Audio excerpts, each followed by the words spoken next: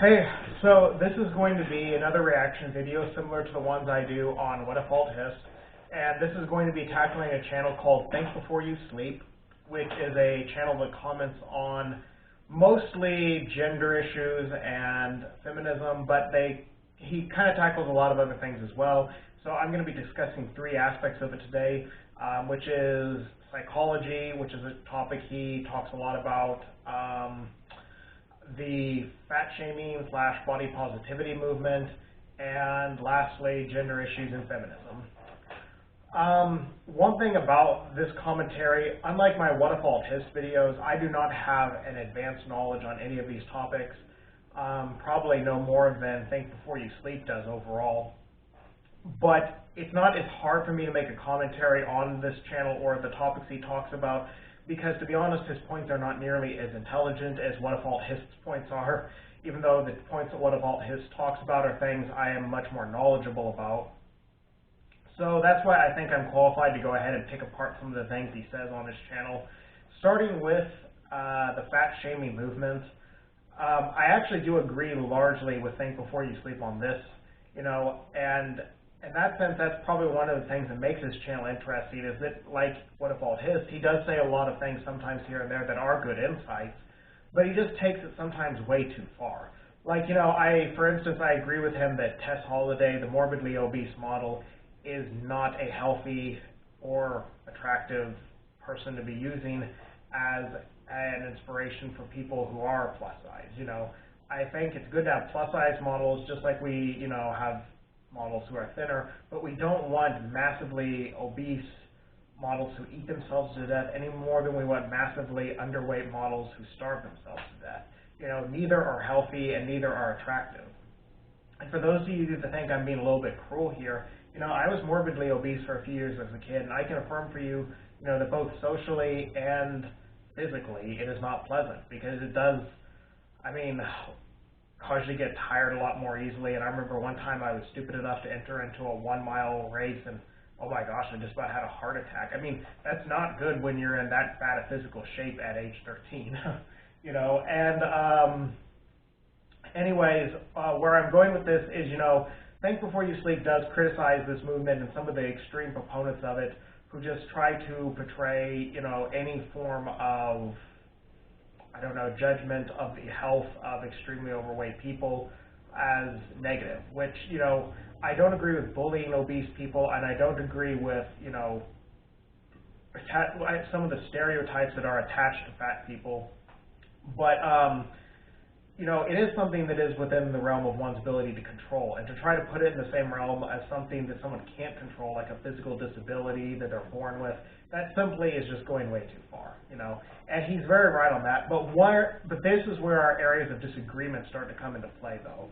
Like, one area that he tries to talk about then when it comes to obesity is that psychologically a person has to be imbalanced to be obese, or just to be overweight. And that's just not true.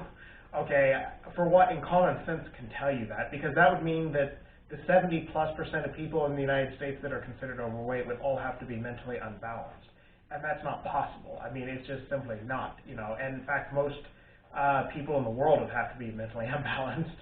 And of course, because most people in the world are overweight these days in the modern world, we have more of a problem with overeating than we have with undereating in the world.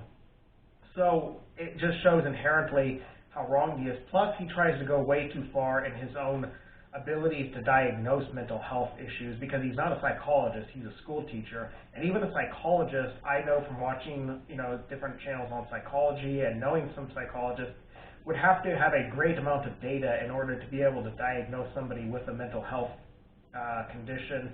And you absolutely cannot do so from afar, just randomly look at a person and some of the things they're saying and doing and say this person has this mental health condition, And another good example of where he goes way too far in his opinions on psychology are where he'll try to write off other channels and try to say that the people who he disagrees with are mentally unbalanced. And he'll try to make a speculation as to what their mental health condition is. I'd be curious to see what he would say about some of my Joker videos and see what his diagnoses of me would be. But I guarantee you, whatever's going on with me, he has absolutely no clue, and he never could figure it out.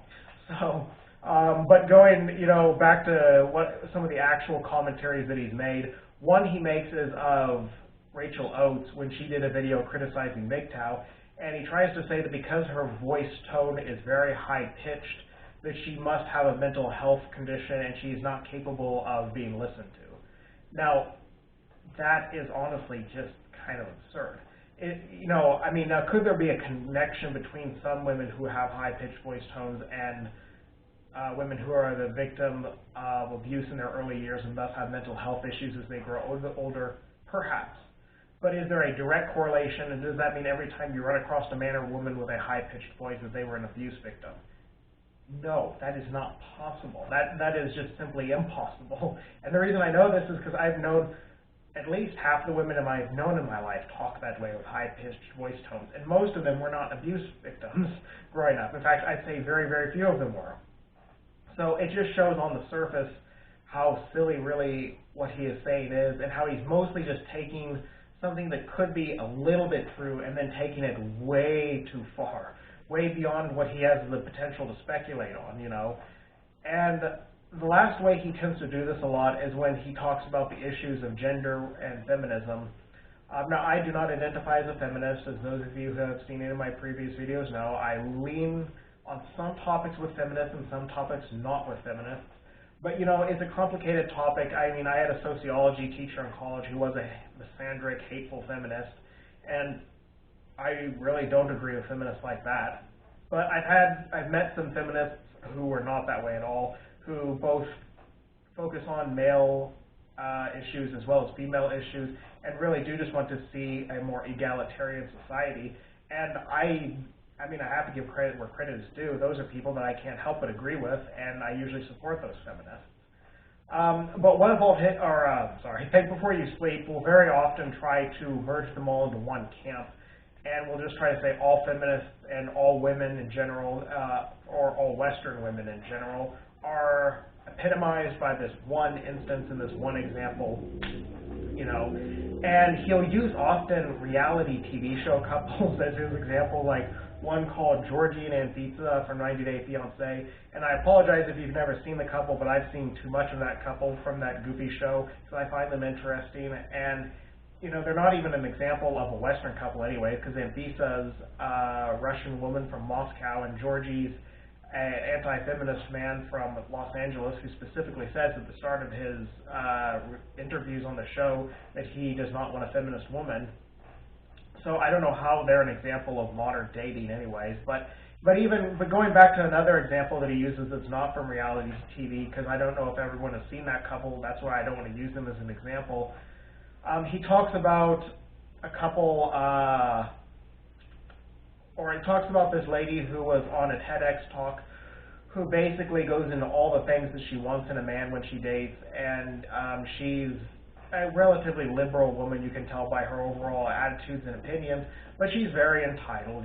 She wants a man that's tall, good-looking, rich, educated, basically treats her like a princess, but at the same time has to respect that she's a PhD and has to treat her like she's very intelligent and treat her as an accomplished career woman. And it is kind of painful and irritating to watch because she's very, very hypocritical and wants just ridiculous things from whatever man she dates. And she's also doesn't want to be judged at all by her body type because she's a tall and large, kind of heavy woman. But at the same time, she's very judgmental towards men for their height and weight, and it's kind of painful to watch. I've seen this video multiple times, and he'll try to though then say, now this is an example of what's wrong with feminism and Western women. Well, okay, not really. Yes, this is like an example of the worst, most hypocritical types of Western women, but there are Western men like that too. But he is right. There are women like that in the United States that basically, want to be treated with all the same aspects of male privilege like a man would be treated, having careers, being respected in that sense, but then also want to be kind of put in the camp of being a helpless princess, like this girl also wanted, where she wanted to be basically taken care of and served by a man. And that is pretty ridiculous, you know. That hypocrisy happens all the time in dating in the Western world with both men and women, and it partially is one of the things that sucks about modern dating. But he's wrong to try to use that example to try to write off basically all Western women and feminism and all of these things, just basically modern progressive ideas, because one person cannot be an example for all of them. And he'll do that with a lot of different videos he has, but I can't get into all of them. But that's just kind of a general commentary I wanted to make about this channel and why I disagree with it. And why I find it interesting too, though, because he does tackle some things and make some good, that are interesting and make good points on them. But there's a lot of things he says that need to be critiqued. And hopefully I kind of did a good job of just tackling a few of them. But as usual, thanks for watching and see you next time.